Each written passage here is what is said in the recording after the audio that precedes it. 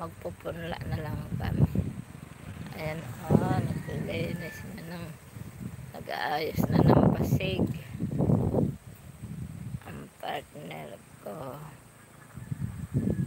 Ayan,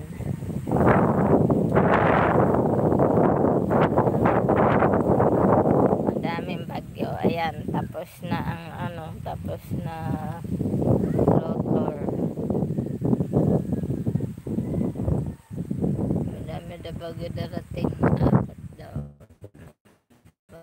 bagyo. Yung iba hindi pa nag-rotor kahapon. Nag-rotor kahapon. Ayan.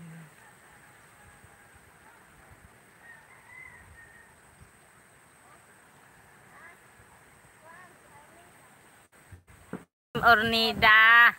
Sa iyong Facebook kayo nung nakalagay. Nida Kabukin. Or Arnida.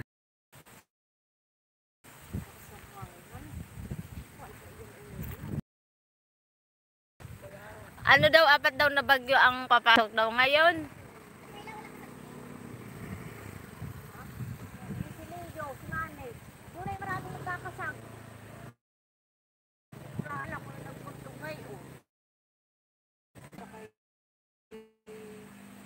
Bayan ni Kaigling ganay mula kan pagpasok ka na ate niya yung mga nagkakasal ay dun sa ate kay Mara dun sa mismo dungan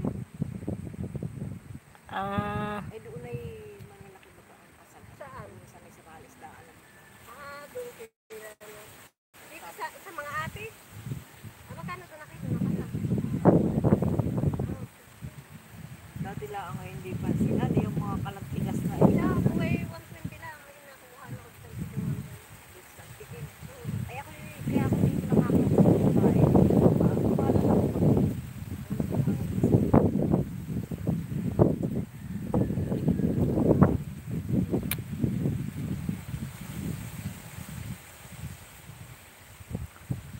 ano nabayaran nyo ng inyo dito? O tsaka na kayo magbayad?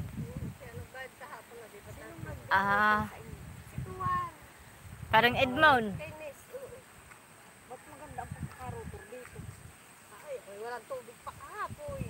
Pero siyempre malapit naman sa kuwan kaya medyo malambot pa rin. Kaya malambot ang dahil sa ulo naman ng kuwan. Oo, kasi may tilas man.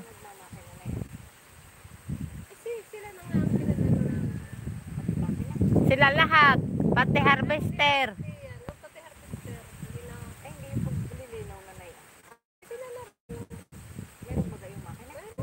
Kompleto yun sila, kompleto.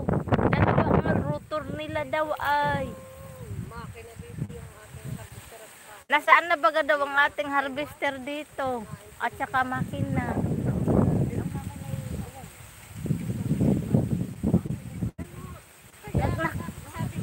Kay ano daw kay ni kuanit ya itay sino yun?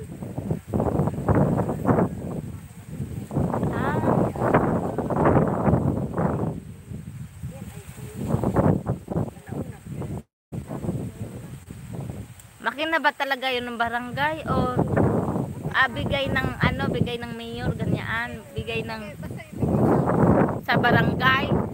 Dapat tayo ang mga nakikinabang noon. Bakit naman?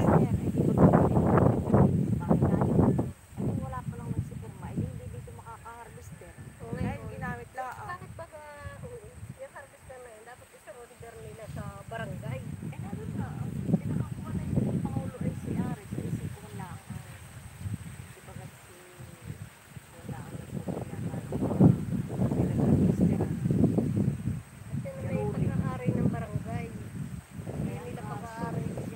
Oo nga, bakit naman ganoon?